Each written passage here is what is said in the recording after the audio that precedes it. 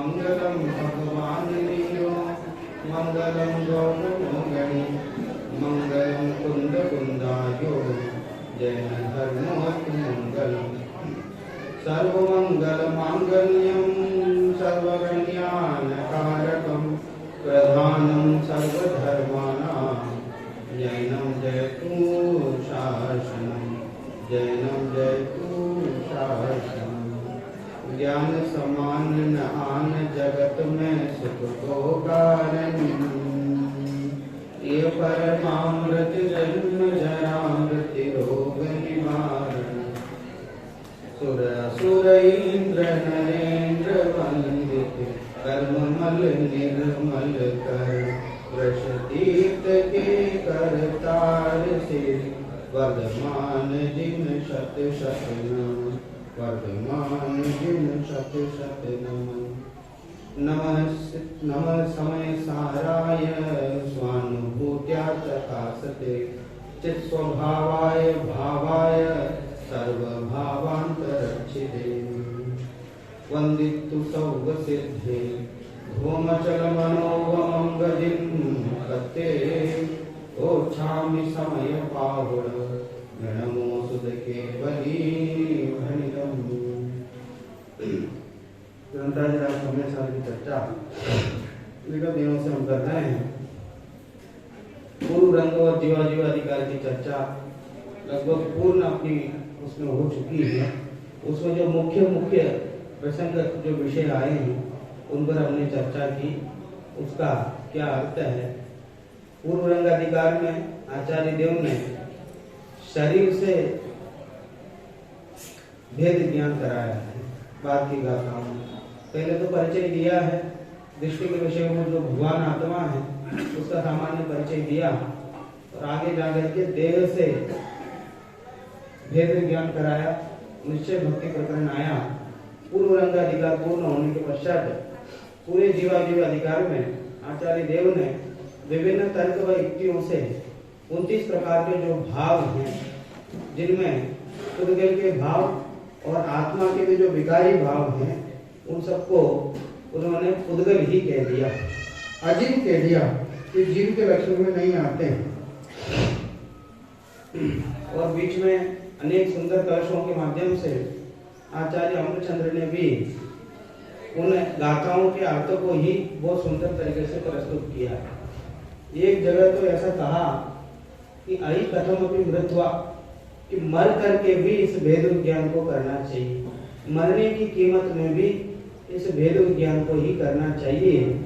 इससे ज्यादा कुछ करने योग्य कार्य जगत में है नहीं। धन समाज गज बाज राज तो ताज न आवे, ज्ञान आपको रूप भये फिर अचल रहावे। तास ज्ञान को कारण स्वपर विवेक बखानो, कोटि उपाय बनाए भव्यता को बुलाओ। कि करोड़ों उपाय करो, करोड़ों उपाय करके भी उस भेद विज्ञान स्वपर विवेक करने की कोशिश करो, क्योंकि धन समाज गज बाज राज तो काज ना, ये क्या काम आएंगे। तो परद्रव्य हैं जिनके माध्यम से हम अपने आप को बड़ा समझते हैं, अपने आप को सुखी समझते हैं, ये वास्तव में कुछ काम आने वाले नहीं है। वो भेद विज्ञान अगर हुआ तो कुछ काम आएगा, भेद विज्ञान नहीं है तो कुछ काम आने वाला नहीं। एक जगह तो ऐसा लिखा, ये 6 महीने तक षण्मासम एकम ऐसा करके लिखा कि 6 महीने तक देह से भिन्न जो भगवान आत्मा है उसका अनुभव तो कर, अनुभव करने का प्रयास तो कर, कि 6 महीने तक इस शरीर का पड़ोसी तो बन जाओ। 6 महीने तक अगर अभ्यास करोगे आत्मानुभव का तो पक्का आत्मानुभव होगा। क्या कहा कि अगर 6 महीने तक अगर सही रूप से प्रयास करोगे तो पक्का आत्मानुभव होगा। शिष्य को थोड़ी उत्कंठा हुई। शिष्य ने कहा कि साहब अभी तक तो ठीक है, आप ऐसे कहते जा रहे हैं, हम सुनते जा रहे हैं, पर जब आप ये कह रहे हो कि 6 महीने में अगर आत्मानुभव हो जाएगा तो मैं तैयार होता हूँ। बात पक्की है, इस बात की गारंटी आप दे दो कि 6 महीने तक अगर मैं आत्मानुभव का प्रयास करूंगा तो मुझे आत्मानुभव हो जाएगा। इस बात की गारंटी देते हो क्या? तो आचार्य तो कहते हैं कि वस्तु स्वरूप की ओर से गारंटी है, ये गारंटी हमारी तरफ से नहीं है, ये वस्तु स्वरूप की ओर से गारंटी है कि 6 महीने तक अगर वास्तव में पवित्र भावना से समर्पित होकर के इस आत्मा को समझने का अगर प्रयत्न हम करते हैं तो निश्चित रूप से आत्मा अनुभव होगा ही होगा। बनारसी दास जी ने इस बात का समर्थन करते हुए ऐसा कहा कि लौकिक में कोई भी काम को सीखने के लिए 6 महीने का वक्त लगता है। किसी भी क्षेत्र में हम जाते हैं, उस क्षेत्र का परिचय प्राप्त करने के लिए, उसमें शामिल होने के लिए 6 महीने का वक्त तो लगता ही लगता है। तो वही उन्होंने सिद्धांत अपनाया कि अध्यात्म के क्षेत्र में भी जिसे आत्मानुभव करना, अगर 6 महीने तक सब कुछ छोड़ करके वास्तव में आत्मा के अनुभव के प्रयास से अगर वो लग जाता है तो निश्चित रूप से उस आत्मानुभव होगा ही होगा। ये वस्तु स्वरूप की ओर से गारंटी है।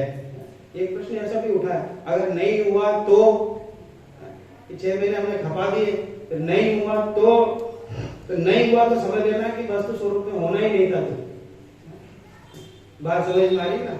अब अज्ञानी को तो अज्ञानी जैसे जवाब दिया जाए, जिसे पहले ये लगता है कि नहीं होगा, जिसे पहले ही नकारात्मक भावना दिखाई देती है जिसके अंदर, अरे अनंत ज्ञानियों ने भव इसमें लगा दिए।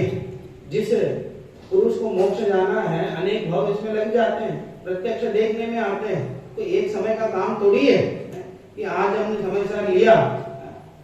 कोई बच्चे ऐसे होते हैं हमारे यहाँ आते हैं, हमें ये जो समय सार ग्रंथ है ये शास्त्री सेकेंड ईयर और फाइनल में पढ़ाते हैं। शास्त्री द्वितीय वर्ष में जब आ जाते हैं, 3 साल का अध्ययन जब उनका हो जाता है ना, कुछ उनका बेसिक बन जाता है दूसरे ग्रंथों का। चरणानियों का ग्रंथ भी पूरा पढ़ाते हैं, रत्नाकर मिश्राओं का अच्छा, ये सब हो जाए फिर समय साथ पढ़ाते हैं। तो कोई एकदम रुचि वाला कोई विद्यार्थी आवे, कनिष्ठ में हमें समय साथ पढ़ा दो, इस पहली साल समय साथ पढ़ा दो। तो भैया पहली साल समय साथ पढ़ाएंगे तो समझ में नहीं आएगा, तुम समझ नहीं पाओगे, समझने की पात्रता ही नहीं। अगर पात्रता है तो समझ में आएगा। इसलिए अगर वास्तव में पात्रता है और सही दिशा में पुरुषार्थ कर रहा है तो 6 महीने से ज्यादा वक्त नहीं लगना चाहिए। कल रात को बात आई थी सदा सुखदास जी कि बहुत वर्षों तक सुनने के बावजूद भी वो बात समझ में क्यों नहीं आती। ये तो पूर्व कर्म में ऐसा जो अपने पाप कार्य किया है, अन्याय अनिति और अभक्ष भक्षण किया है, ये उसी का फल है। ये तत्व ज्ञान अंदर प्रवेश नहीं हो रहा। तत्व ज्ञान के अंदर प्रवेश होने के लिए हृदय का बहुत कोमल होना जरूरी है, हृदय का बहुत सरल होना जरूरी है। कुटिल परिणामी वक्र परिणामी को ये तत्व ज्ञान प्रवेश नहीं होगा। इसलिए जो अंतरंग से कोमल होगा, सहृदयी होगा, सरल होगा, कषायों से बचने, जहाँ कषाय होगा वहाँ धर्म नहीं हो, जहाँ धर्म होगा वहाँ कषाय नहीं होगी। ये दोनों साथ में नहीं हो सकते। इस आप थोड़ी कषाय भी कर लें तो जरूरी है, ऐसा काम नहीं चलता। इसलिए उन्होंने कहा कि 6 महीने तक एक बार इस देर से दिन में भगवान आत्मा का अनुभव तो करो, उसको समझने का प्रयास तो करो, तो निश्चित रूप से आत्मा अनुभव हुए बिना रहेगा नहीं। ऐसी वस्तु स्वरूप की ओर से गारंटी आचार्य देव ने दी है। फिर जीवाधिकार को उन्होंने पूर्ण किया। अब कर्ता कर्म अधिकार प्रारंभ हुआ। कर्ता कर्म अधिकार में से एक गाथा बस देखेंगे, एक विशेष गाथा, उसके बाद आगे के विषय में जाएंगे। कर्ता कर्म अधिकार में उन्होंने ऐसा कहा कि कर्ता कर्म अधिकार में क्या है कि मैं कर्ता और कर्म, दो चीज हो गई ना, कर्ता और कर्म, कि ये अज्ञानी आत्मा स्वयं को तो कर्ता मानता है। कर्म किसे मानता है? कर्म माने जिसे कर रहा है। कर्म माने क्रोध आदि जो परिणाम है उसे कर्म समझता है कि मैं करता हूं, और क्रोध आदि को वो तो कर्म है, मेरे द्वारा किए जा रहे हैं, ऐसा समझता है। कि मुझे बहुत क्रोध आ गया, ऐसा समझता है कि मैंने उसमें गुस्सा कर दिया, मैंने उसको राग कर दिया, द्वेष कर दिया, इत्यादि विकारी परिणामों का कर्ता स्वयं को समझता है। पहली गाथा में उन्होंने लिखा कि आत्मा और आश्रमों में भेद जब जाने नहीं है, अज्ञ तब तक जीव सब क्रोधादि में वर्तन करे, क्रोधादि में वर्तन करे, तब कर्म का संचय करें, हो कर्म बंधन इस तरह, इस जीव को जिनवर कहें। क्या कहते हैं? आत्मा और आश्रव में भेद जब जाने नहीं, आश्रव क्रोध आदि जो परिणाम है और आत्मा दोनों अलग अलग हैं। आत्मा तो जानने का स्वभाव वाला है और क्रोध आदि है ये विकार स्वभाव वाले हैं, परिलक्ष्य से उत्पन्न हुए हैं, इसलिए आत्मा भिन्न है और क्रोध आदि भिन्न है। पर अज्ञान के कारण, कौन सा अज्ञान के कारण?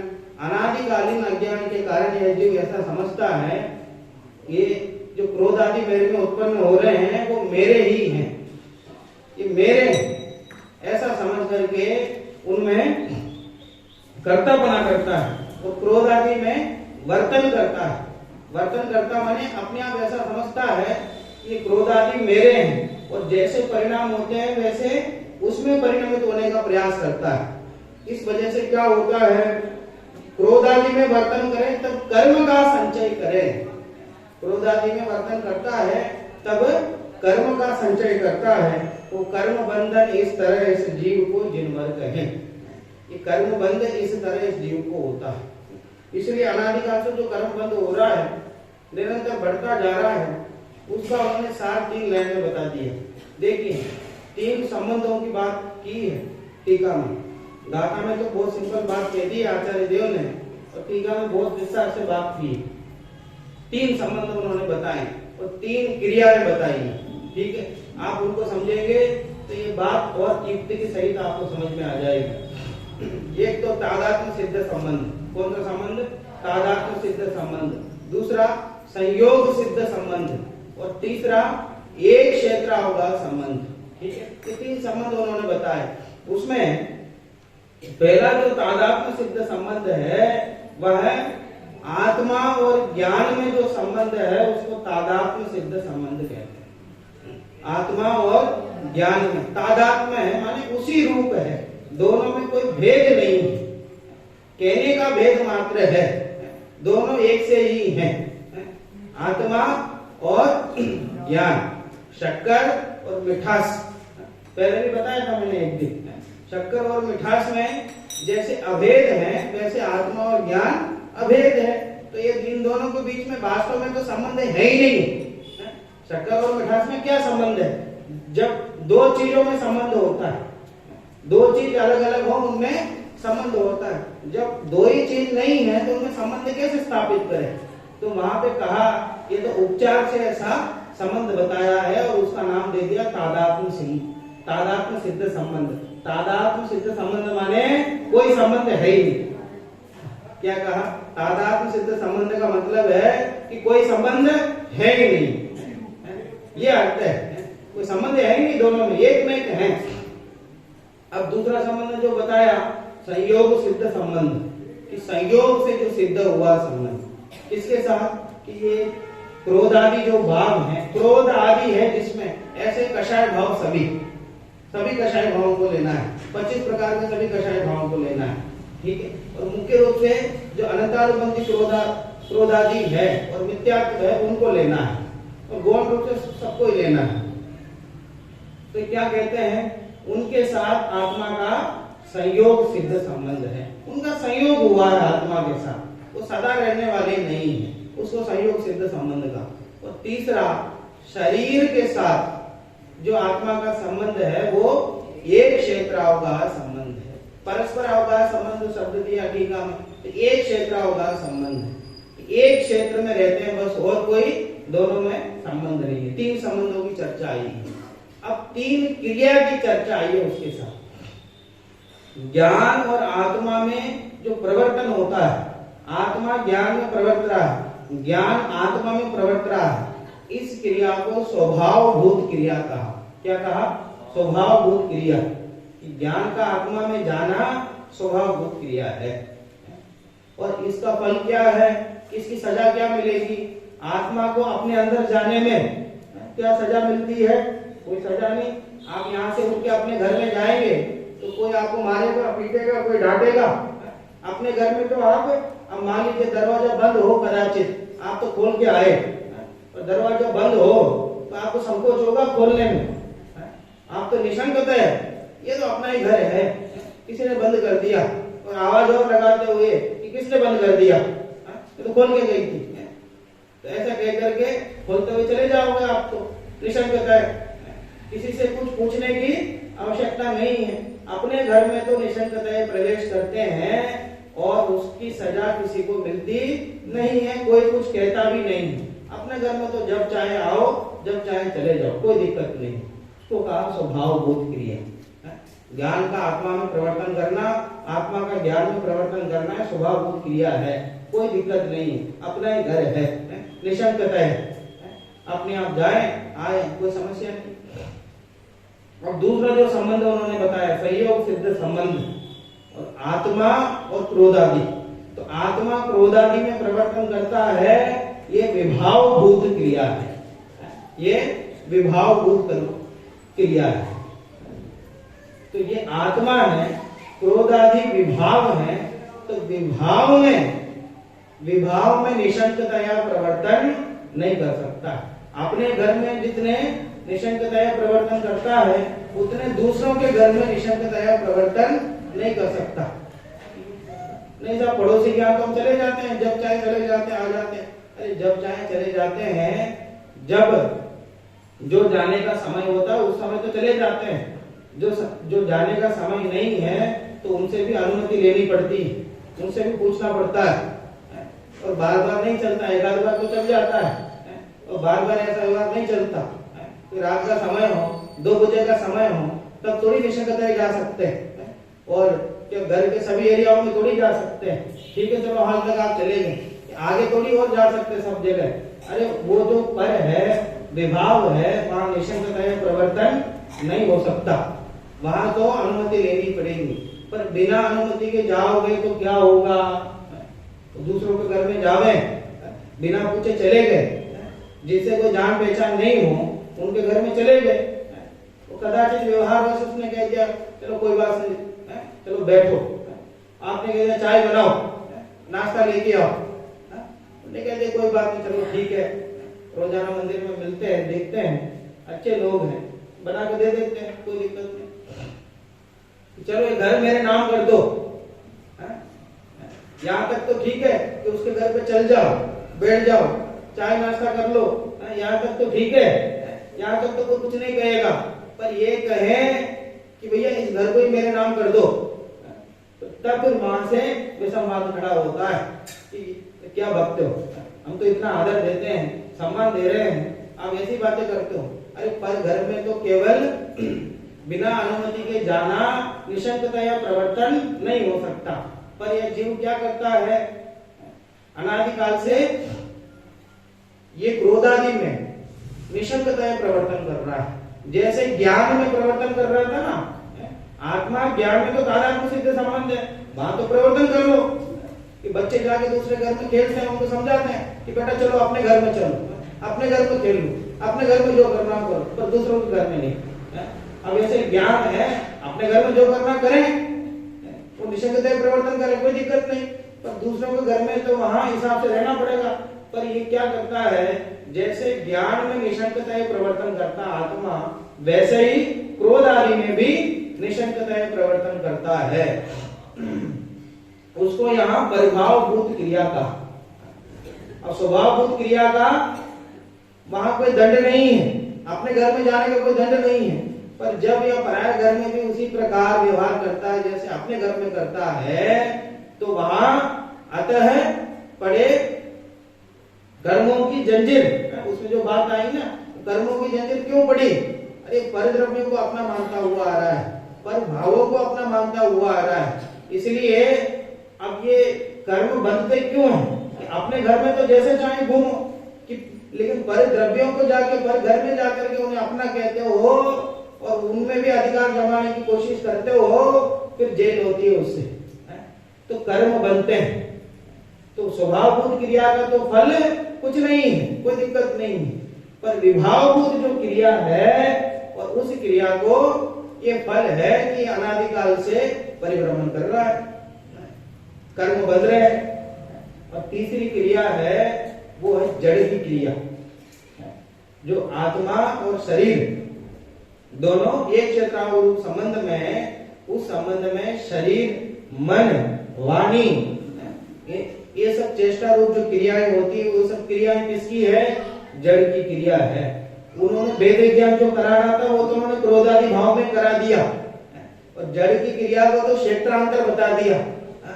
माने उसके साथ हम रहते हैं कि मन में जो विकल्प होते हैं, वाणी में जो वचन आते हैं, और शरीर की जो भी प्रक्रियाएं होती हैं, इनमें आत्मा का कुछ भी लेना देना नहीं है। जैसे क्रोध आदि में प्रवर्तन करता है, वैसे प्रवर्तन भी नहीं कर सकता। ज्ञान में तो प्रवर्तन करता ही है, और क्रोध आदि में तो बिना अधिकार के प्रवर्तन करता है। और शारीरिक क्रिया में ना तो स्वभाव से ना बिना अधिकार के किसी रूप में उसका प्रवेश हो ही नहीं सकता। वो तो उसमें द्रव्य भेद पड़ जाता है, दो द्रव्य भिन्न भिन्न है, उसमें नहीं हो सकता। इस प्रकार ये तीन संबंध बताए, वो तीन क्रियाएं बताई, और ये अनादिकाल से स्वभावभूत क्रिया जो इसकी हो रही है, उसका तो कोई फल इसे नहीं मिला, विपरीत फल। पर जो विभावभूत क्रिया हो रही है, क्रोध आदि में अपनापन करता हुआ उन्हें एक में उससे होता हुआ जो प्रवर्तन कर रहा है, उसका फल यह है कि अनंत संसार इसका अभी भी है और कर्म बंद हो रहा है। ये बात इसमें आई। अब शिष्य ने पूछा कि साहब ठीक है, ऐसी कर्ता कर्म की प्रवृत्ति कब तक चलती रहेगी? ये आत्मा क्रोध आदि को कर्म समझ करके प्रवर्तन करता है, कर्म बांध लेता है, ऐसी प्रवृत्ति कब तक चलती रहेगी? कि साहब जब तक ये क्रोध आदि को अपना मानता है, अपना मान करके उसमें प्रवर्तन करता है, तब तक ये प्रवृत्ति चलती रहती है। इसमें क्या है कि साहब ये प्रवृत्ति रुके कैसे? ये प्रवृत्ति रुके कैसे? कि साहब ज्ञान से ही ये प्रवृत्ति रुकेगी। ज्ञान में जैसे प्रवर्तन निशंकता होता है, वैसे क्रोध आदि में निशंकता प्रवृत्ति नहीं हो सकती। ऐसा जान करके जब स्वयं में ही प्रवृत्ति करता है, वह क्रोध आदि से अपने आप निवृत्त हो जाता है। नाव का उदाहरण दिया, जैसे वो नाव फंस जाता ना उसमें, उस समुद्र के भंवर में, वैसे ये भी फंसा हुआ है, क्रोध आदि में फंसा हुआ है। जैसे क्रोध आदि नहीं करेगा, वैसे उसे छूट जाएगा।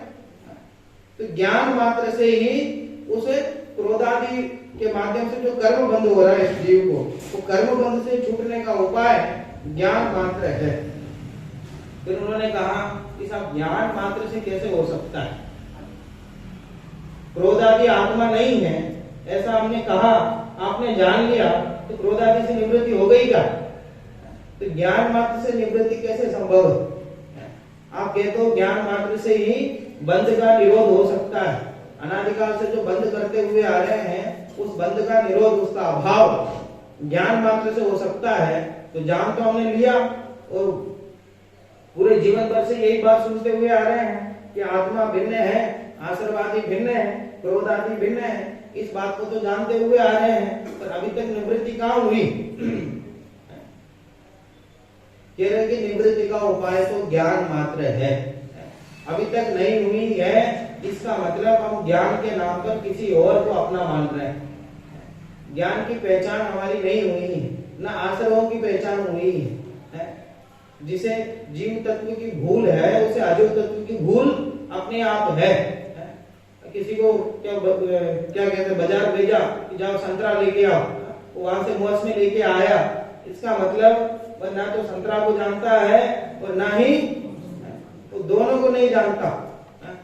वैसे ही अगर जीव की पहचान नहीं है, इसका मतलब उसे अजीव की पहचान नहीं है, अजीव की पहचान नहीं है, इसका मतलब जीव की भी पहचान नहीं है। इसलिए शास्त्रों में जहां जहां भी चर्चा आई है, जीव अजीव तत्व संबंधी भूल दोनों को साथ में लिया है। टोडरमल जी ने भी साथ में लिया है, वर्णन साथ में ही किया है।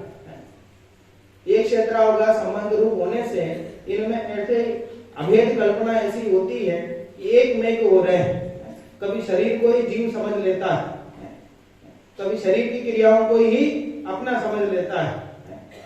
तो जो स्वभाव मेरा है ही नहीं है, उसे अपना मानते हुए जो प्रवर्तन कर रहा है, ये संसार का बढ़ना इसी का फल है। इसलिए ज्ञान मात्र से ही बंध का निरोध कैसे संभव है? ऐसा कौन सा ज्ञान है जिसके माध्यम से वो बंध रुक सकता है जो अनादिकाल से हो रहा है? उसकी चर्चा इस गाथा में आई है, वो देखते हैं। कथम ज्ञान मात्रा एव बंध निरोध इति चेत। ये प्रश्न ये खड़ा किया उन्होंने इसे गाथा से पहले, ये बेहतर भी गाथा है इससे पहले कि ज्ञान मात्र से बंध का निरोध किस प्रकार संभव है, ऐसा प्रश्न होने पर इस गाथा का उदय हुआ है। देखिए, नादूनयास्वाणम् असुचित्तं च विपरीय भावं च दुःखस्य कारणं तिय तदोन्यक्तिं पुनदी जीवो। इन आश्रमों की असुचिता विपरीतता को जानकर आत्म करे उनसे निवर्तन, दुख कारण मान कर। क्या कह रहे हैं? नादून, नादून माने जानकर कि ज्ञान को ही प्रधान बनाया कि हमारे पास एक ही उपाय है। हमारा स्वरूप क्या है? हम तो जीव हैं, जीव द्रव्य हैं, और जीव द्रव्य का स्वभाव क्या है? ज्ञान है। अब कोई भी काम हमें करना है तो हमारे पास साधन क्या है? ज्ञान ही है। तो ज्ञान से ही सब कुछ संभव है। चाहे मोक्ष को प्राप्त करना हो और चाहे संसार में परिभ्रमण करना हो, तो भी हमारे पास एक ही साधन है, ज्ञान है। ज्ञान के अलावा हमारे कुछ है ही नहीं है। पैर के नाखून से लेकर के ऊपर मस्तक तक जो ज्ञान ही ज्ञान है, ज्ञान के अलावा हमारे पास है क्या? इसलिए अगर वास्तव में अगर भेद ज्ञान करना है तो एकमात्र हमारे पास दूसरा कुछ है ही नहीं है। हमारा स्वाभाविक ज्ञान है, तो मोक्ष की प्राप्ति कैसे हो गए? तो ज्ञान से ही संभव है। बंध का निरोध कैसे हो गए? ज्ञान से ही संभव है। संसार का अभाव कैसे हो गए? अरे वहां तो उन्होंने ऐसा लिखा कि जिस भाग की प्रज्ञा चैन से पर से पृथक किया इसे, उस भाग की प्रज्ञा चैन से एक ही विधि है कि प्रज्ञा चैनी, प्रज्ञा चैनी जो है, तो ज्ञान, ज्ञान वर्तमान पर्याय का ज्ञान और ज्ञान स्वभाव, तो ज्ञान स्वभाव से ही पर से विभक्त किया जाता है और निज में लीनता हो सकती। ज्ञान के अलावा हमारे पास कोई साधन ही नहीं है, ये कोई कमजोरी नहीं है, ये तो स्वभाव है, हमारा स्वभाव है। देखिए क्या कहते हैं, नादून कि जान करके, क्या जान करके? आसवाणम, आश्रवों को क्या जान करके? असुचित्तम, अशुचि है, शुचि नहीं है, पवित्र नहीं है, अपवित्र है। अब ज्यादा विस्तार में नहीं जाएंगे क्योंकि टीका भी हमको पढ़नी है। असुचित्तम जानो, अशुचि है, गंदे हैं, और विपरीय भावम च, विपरीत भाव है। आश्रवादी जो भाव है, क्रोधादि भाव है, कषाय भाव है, विकारी भाव है, राग द्वेष आदि भाव है, ये कैसे हैं? अशुचि है और विपरीत भाव है। विपरीत भाव किससे विपरीत है? ज्ञान से विपरीत है, आत्मा से विपरीत है। दुःखस्य कारणम तिय, दुःखस्य कारणम, दुख का कारण है। उनके सेवन करने से दुख ही दुख मिलता है, दुख के अलावा कुछ नहीं मिलता। शुभ अशुभ वृत्ति एकांत दुख अत्यंत मलिन संयोगी है, अज्ञान विधाता है इनका, निश्चित चैतन्य विरोधी है। कांटों सी पैदा हो जाती चैतन्य सदन के आंगन में, चंचल छाया की माया सी घटती क्षण में बढ़ती क्षण में। प्रभु तेरी फल पूजा का फल, वो शांत शुभाशुभ ज्वालाएं, मधुकल्प फलों सी जीवन में प्रभु शांति लटाएं छा जाए। और क्या कहा कि ये शुभ अशुभ वृत्ति है कि एकांत दुख है, एकांत रूप से एक ही रूप में, एक ही सिद्धांत है, पर यहाँ शुभ और अशुभ को भी लिया है, इस पे ध्यान देना है। क्या उन्होंने अशुचि कहा, तो वो जो पाप है, पाप तो अशुचि है, सारा जगत कहता है पाप कार्य है, वो तो अशुचि भाव है ही, वो तो सब जानते हैं। पर यहाँ समस्त आश्रमों को कहा, आसवानम लिखा, शुभ आसवानम ऐसा नहीं लिखा, अशुभ आसवानम ऐसा अलग करके नहीं लिखा, समस्त आश्रमों को अशुचि कहा है। पुण्य और पाप, पुण्याश्रव पापाश्रव, शुभाश्रव और अशुभाश्रव, ऐसा भेद उन्होंने किया, उनको भी अशुचि कहा है कि साहब ये तो सोनगढ़ के सिद्धांत आप बोल देते हो कि साहब शुभाश्रव अशुभाश्रव दोनों त्यागने योग्य है कि साहब आप तो क्या आचरण से मुक्त कर रहे हो। अरे आचरण से कौन मुक्त कर रहा है, ये तो सिद्धांत की बात है, ये तो अनादिकाल से आचरण में बसे हुए हो, हम तो उसमें से निकालना चाह रहे हैं। केवल क्रियाकांड में फंस करके जो संसार बढ़ा रहे हो, ये तो अत्यंत करुणा की बात है कि उससे कि बाहर निकालना चाहते हैं कि शुभाश्रव की बात, शुभाश्रव को यही कह करके कि जीवन में शुभाश्रव नहीं होना चाहिए, ये नहीं कहना चाहते हैं कि शुभाश्रव में उपादेय बुद्धि नहीं होना चाहिए, ये कहना चाहते हैं। प्रवचन सार में तो ऐसा लिखा कि सच्ची भक्ति किसे होती है, कि सच्ची भक्ति ज्ञानियों को होती है, ऐसा लिखा। सच्ची भक्ति सम्यक दृष्टि को होती है। और ये भी लिखा कि नाचना गाना अज्ञानी को ज्यादा होता है, ये भी लिखा साथ। अज्ञानी शरीर को अपना मन मानता है कि जब तक शरीर में से जब क्रियाएं नहीं हो जाए, जब तक पसीना नहीं आ जाए, जब तक हाथ पैर नहीं हिले, तो तब तक उसको कुछ लगता ही नहीं धर्म हमने किया, क्योंकि उसका अपनापन कहा, ये तो सीधी सी बात है, उसका अपनापन शरीर में है, तो वो धर्म तो करना चाहता है, मन से धर्म करना चाहता है, उसका अपनापन कहाँ है, शरीर से। और जब तक शरीर से कोई क्रिया नहीं हो तो तब तक उसको संतुष्टि नहीं मिलती कि हमने धर्म किया। ये मूल में भूल है ना, शरीर के प्रति अपनापन है, इस दृष्टि से उसको जब तक शरीर में कोई क्रिया नहीं हो तब तक ऐसा लगता ही नहीं हमने कुछ किया। एक घंटा बैठ जाए, शांति से बैठ जाए, सुन ले, समझ ले, तो उसमें कुछ धर्म ही नजर नहीं आता। क्यों? इसमें शारीरिक रूप से कुछ नहीं हुआ ना, दौड़ा भागी करें, उछले कूदे, तो ऐसा लगता है कि साहब आज के आनंद की जय हो, उसमें आनंद आता है, क्योंकि मूल में भूल पड़ी हुई है कि ये शरीर आदि क्रिया मेरी है, इनके माध्यम से ही मैं कुछ कर सकता हूं। इसलिए धर्म के लिए भी शरीर से ही कुछ करने का प्रयास करता है। जैसे अंतरंग में है वैसे ही प्रवृत्ति उसकी होती है।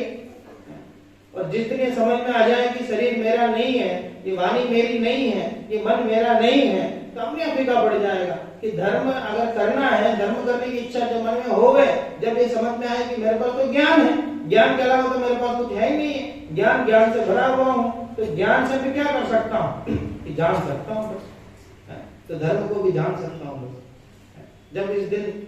जब ऐसी श्रद्धा हो जाए तो अपने आप ये बहिरंग प्रवृत्ति छूट जाती है। अपने आप जो परिणाम आते हैं, अगर चारित्र मोह की विद्यमान से भी जो परिणाम आते हैं, क्रियाएं होती हैं, वो सहज स्वयं में होती हैं।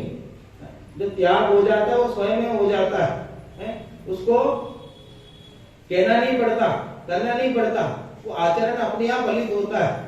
पर आचरण की चिंता में स्वभाव को भूल जाना कहाँ तक उचित है?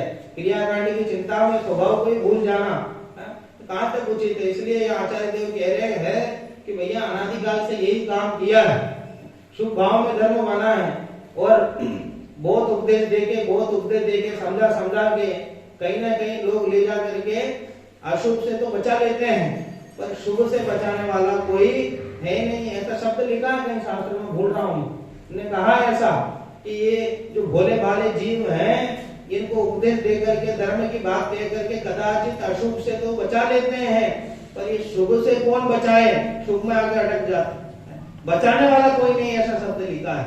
शुभ से कौन बचाए? वास्तव में मान्यता में तो शुभ अशुभ दोनों को एक समान जो मानता है वही ज्ञानी है। इसलिए यहाँ कहते हैं बुद्ध बुद्ध आचार्य, नादून आसवानम, आश्रमों को ऐसा जान करके, कैसा जान करके, असुचितम, अशुचि है, अपवित्र है और विपरीत भाव है। पुण्य भाव भी विपरीत भाव है। पुण्य भाव कर करके कहा क्या हो जाएगा अधिक से अधिक? अरे अधिक से अधिक क्या होगा? कुछ होगा ही नहीं। अशुभ भाव करने से भी स्वभाव को कुछ मिलने वाला नहीं है, शून्य है, और शुभ भाव करके भी जो मिलने वाला है वो भी शून्य है। स्वभाव की दृष्टि से दोनों ही शून्य है। कि नहीं साहब नरक आदि में तो जाना पड़ेगा ना, और देवगति तो मिल जाएगी ना। अरे स्वभाव की दृष्टि से नरक भी शून्य है, स्वभाव भी शून्य है। स्वभाव में ना तो नरक का दुख है, ना देवगति का सुख है, दोनों ही नहीं है। जिस पलटे में उन्होंने नरक गति को रखा, उसी पलटे में देवगति को रख दिया। और येगुंदी आचार्य ने तो ऐसा कहा कि बिरले हैं जो जीव पुण्य को भी पाप के समान समझते हैं। स्पष्ट मतलब वो जो मूल दुआ है उसमें अपभ्रंश भाषा में उसमें उन्होंने लिखा, अरे पाप को तो सारा जगत पाप कहता ही है, उसके लिए जैनी होने का कोई उसमें ठिकाना नहीं है कि जैनी पाप को कहते हैं। सारा जगत ही कहता है पाप को, तो सारा जगत ही पाप कहता है, पर बिरले हैं वे जो पुण्य को भी पाप कहते हैं। किसा पुण्य को पाप कैसे कहते हैं? दोनों भिन्न भिन्न है, लक्षण भेद वो आगे चर्चा आएगी उसमें पुण्य अधिकार में, तो वहां चर्चा करेंगे। यहाँ तो ये कहना चाहते हैं कि दोनों प्रकार के जो आश्रम हैं वो ये जो तीन विशेषण उन्होंने बताया कि तीन विशेषण उसमें लागू होते हैं। दुख का कारण है, पुण्य को उदय को भी दुख का कारण है। बस इतना सा अंतर दिया। उस दिन मैंने बताया था ना कि पाप का उदय माने क्या, कि पाप का उदय माने वो है जिसमें जिस कढ़ाई में तेल हो उसमें तला जाए तो पाप का उदय है। नरक में जाते हैं तो वहां उसमें कढ़ाई में तेल होता है, ऐसे कहते हैं ना कि उसमें तो तला जाता है। और क्या पुण्य माने क्या? पुण्य माने क्या? अरे तेल की जगह जिसमें घी हो वो पुण्य का होता है। ऐसा लिखा है प्रवचन साथ में आचार्य अमरचंद्र ने कि देवगति माने क्या, शुभ भाव माने क्या? अरे उबलता हुआ घी, और घी में किसने हमें डाल दिया? हो घी तो उत्तम चीज है। तेल से तेल मिल जाए तो समझ लो अशुभ का परिणाम है, और घी मिल जाए तो समझ लो शुभ का परिणाम। जलना दोनों जगह, तेल से जलो चाहे घी से जलो, जलना तो है ही। शुभ अशुभ, शुभ अशुभ की ज्वाला से झुलसा है मेरा अंतस्थल। आत्मा झुलस जाता है, शुभ भाव से अशुभ भाव से, दोनों से कहा। अशुभ भाव से तो झुलसता है, अरे शुभ भाव से भी झुलसता है। देवगति में भी जाता है तो वहां भी झुलसता है। तो दोनों तरह के दुख है, अशुभ भी दुख रूप है और शुभ भी दुख रूप है, ये बात कह रहे हैं। ऐसा जान करके दुख से कारणम ती माने इस प्रकार, इति इस प्रकार, तदो नियतिम पुनरी जीवो, उससे निवृत्ति करता है जीव। किससे निवृत्ति करता है? आश्रव भावों से निवृत्ति करता है। अब निवृत्ति करने का साधन क्या रहा? ज्ञान। देखिए एक ज्ञान ही है, आत्मानुभव भी ज्ञान से ही होगा और आत्मा में लीनता भी ज्ञान से। ये दूसरा कोई साधन है नहीं हमारे पास, हमारा स्वभाव ही ज्ञान है। तो इसके अलावा जो कुछ भी संभव है, जो कुछ भी कार्य करना हो ज्ञान से ही करना। नादो न आसवान, इसलिए कहा कि आश्रमों को इस प्रकार जान करके उससे निवृत्ति लेता है। जिस दिन आश्रमों का ऐसा स्वभाव समझ में आ जाए तो उस समय निवृत्ति हो जाएगी। ये जो निवृत्ति हुई, वो निवृत्ति का आधार क्या रहा? निवृत्ति किससे हुई? कि ज्ञान से हुई। ज्ञान से जब जाना कि आश्रम ऐसे हैं तो वो जानने के आधार पर निवृत्ति हुई ना। इसलिए यहाँ ऐसा कहा कि ज्ञान से ही बंध का निरोध है। बंध का निरोध ज्ञान से ही संभव होता है। देखिए टीका देख लेते, समय है ना, टीका देख लेते। देखिए जिस प्रकार काई सेवाल जल का मैल है, जल की कलुषता है, उसी प्रकार आश्रव भाव भी आत्मा के मैल है। ये जो उन्होंने पहला विशेषण लगाया आसवानम, असुचित्तम, उसका वो ये विवेचन कर रहे हैं यहाँ कि जिस प्रकार काई सेवाल जल का मैल है, जल की कलुषता है, उसी प्रकार आश्रव भाव भी आत्मा के मैल है। जल में काई लग जाती है, वैसे क्रोध आदि उत्पन्न होते हैं, शुभाशुभ भाव उत्पन्न होते हैं। ये कैसे है कि आत्मा रूपी जल के काई हैं, और जिस जल में काई लग गया तो उसको अशुद्ध माना जाता है, अपवित्र माना जाता है, उसको वैसे काम में नहीं लिया जाता। वैसे ही कलुषता के रूप में ही अनुभव में आते हैं, अतः अशुचि हैं, अपवित्र हैं। और भगवान आत्मा तो सदा ही अति निर्मल चैतन्य भाव से ज्ञाय भाव रूप से उपलब्ध होता है, अनुभव में आता है, अतः अत्यंत अशुचि ही है, परम पवित्र है। मूल गाथा में तो कुंद कुंदाचार्य ने केवल आश्रमों का स्वभाव बताया, पर यहाँ टीका में अमृतचंद्र आचार्य आश्रव का स्वरूप बता रहे हैं और आश्रव के विपरीत जो आत्मा का स्वभाव है वो भी बता रहे हैं कि अगर आश्रव अशुचि है तो आत्मा कैसा है, तो शुचि रूप है, वो भी बता रहे हैं। और आत्मा के लिए भगवान शब्द का प्रयोग 3-3 बार किया इस टीका में कि भगवान आत्मा गुरुदेव जैसे कहते थे प्रवचनों में, वो मतलब मूल प्रयोग यहाँ से उन्होंने देखा होगा। तो इसमें आचार्य देव ने 3 बार भगवान शब्द का प्रयोग किया है आत्मा के साथ। तो पहले विशेषण की चर्चा हुई और दूसरा देखिए, जड़ स्वभावी होने से आश्रव दूसरों के द्वारा जानने योग्य है। आश्रव जानने योग्य है, करने योग्य नहीं, इसलिए वे चैतन्य से अन्य स्वभाव वाले हैं। जड़ स्वभावी है, आत्मा तो ज्ञानानंद स्वभावी है, इसलिए अन्य स्वभाव वाले हैं, विपरीत स्वभाव वाले हैं। भगवान आत्मा तो नित्य विज्ञान घन स्वभाव वाला होने से स्वयं ही चेतक है, जानने वाला है, इसलिए वह चैतन्य से अन्य स्वभाव वाला है, अब अविपरीत स्वभाव वाला है, चैतन्य से मिला हुआ है। स्वयं का जो स्वभाव है, आत्मा का स्वभाव है, ज्ञान से मिला हुआ है, ज्ञान से एक में हो रहा है। लेकिन ये जो क्रोधादि है, क्रोधादि कैसे हैं कि जड़ रूप है, इसलिए विपरीत स्वभाव हुआ। आकुलता उत्पन्न करने वाले होने से आश्रव भाव दुख के कारण है। आश्रव दुखकारी, आश्रवों को तो दुखकारी कहा गया है, तो इसलिए वो वही बात यहाँ कह रहे हैं, आकुलता उत्पन्न करने वाले होने से आश्रव भाव दुख के कारण है। जो आश्रव भाव करता है उसकी आकुलता होती वर्तमान में भी होती है और भविष्य में भी होती है। और भगवान आत्मा नित्य ही अनाकुल स्वभाव वाला होने से किसी का कार्य या कारण नहीं होने से दुख का कारण ही है। परम सुख निश्चय के विषयभूत भगवान आत्मा की बात कह रहे हैं, वह न तो दुख का कारण है न सुख का कारण है, अकारण है, अकारण स्वभावी है। आत्मा बंध का कारण है कि मोक्ष का कारण है? अरे ना बंध का कारण है ना मोक्ष का कारण है। अरे ना मोक्ष का कारण तो होगा, मोक्ष का कारण भी नहीं।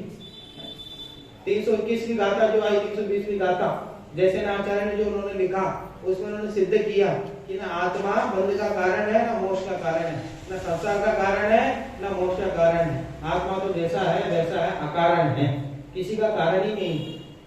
देखिए, जब यह आत्मा और आश्रमों में इस प्रकार भेद जान लेता है, अंतर जान लेता है, तब उसी समय क्रोधादि आश्रमों से निवृत्त हो जाता है, क्योंकि उनसे निवृत्त हुए बिना आत्मा और आश्रमों के परमार्थिक भेद ज्ञान की सिद्धि नहीं होती। इसलिए क्रोधादि आश्रम भावों से निवृत्ति के साथ अविनाभावी रूप से रहने वाले ज्ञान मात्र से ही अज्ञान जन्य पौद्गलिक कर्म के बंध का निरोध सिद्ध होता है। कि जब उसने आश्रमों का स्वभाव जाना, किसने जाना? आत्मा ने जाना। निवृत्ति किसने की? आत्मा ने किया। और निवृत्ति के बाद स्वयं में लीन कौन हुआ? आत्मा हुआ। तो 3 अवस्थाओं में ज्ञान ज्ञान ज्ञान ही है। निवृत्ति का ज्ञान भी और निवृत्ति भी ज्ञान से ही हुआ। इसलिए हम कह रहे हैं कि ज्ञान मात्र से ही पौद्गलिक कर्म का बंध का निरोध होता है। कि ये बहुत बड़ा सिद्धांत कह रहे हैं। एक विधान होता है कर्म दहन विधान, कर्म बंध दहन विधान। उससे क्या होगा? उसको करने से 148 कर्मों को एक बार मैं चला गया था ऐसे ही, किसी के साथ उन्होंने विधान के लिए बुलाया, मैंने जानकारी तो ली नहीं कौन है क्या है। अब उस समय पढ़ते समय तो ऐसा लगता है कि साहब जहाँ मौका मिल जाए वहाँ चले जाओ, समझ लो क्या है। चला उन्होंने विधान कराया और 148 प्रकृतियों का अर्घ्य चढ़वाया उन्होंने। और सबके पीछे कारण क्या था कि इस प्रकृति का नाश हो जाए, इस प्रकृति का नाश हो जाए, इस प्रकृति का नाश हो जाए। और जब तीर्थंकर प्रकृति की बात आई तब वहां तो ये प्रकृति मिल जाए। जो शुभ प्रकृतियां थी उसमें उनके लिए तो ऐसा चढ़ाया ये प्रकृतियां मिल जाए, जो अशुभ प्रकृतियां थी वो नाश हो जाए। अरे अगर नाम रखा है कर्म बंध दहन, कम से कम उसकी तो पूरी परिपालना करो। उसमें कम से कम ऐसा लिखा है कर्म, कम से कम अर्घ्य तो चढ़ाओ, तो कम से कम सारे कर्म है उनको तो नाश करने का अर्घ्य चढ़ाओ। नहीं, उसमें जो शुभ प्रकृति है उनको तो रखना है। अशुभ उनका नाश करना है। तो ऊपर उसका नाम क्यों ऐसा नाम ऐसा रखना चाहिए था ना, अशुभ प्रकृति बंध दहन विधान ऐसा रखना था। वहां तो कर्म बंधी दहन रख दिया, पर अंदर से जो शुभ है उनको रख लिया, जो अशुभ है वो भी।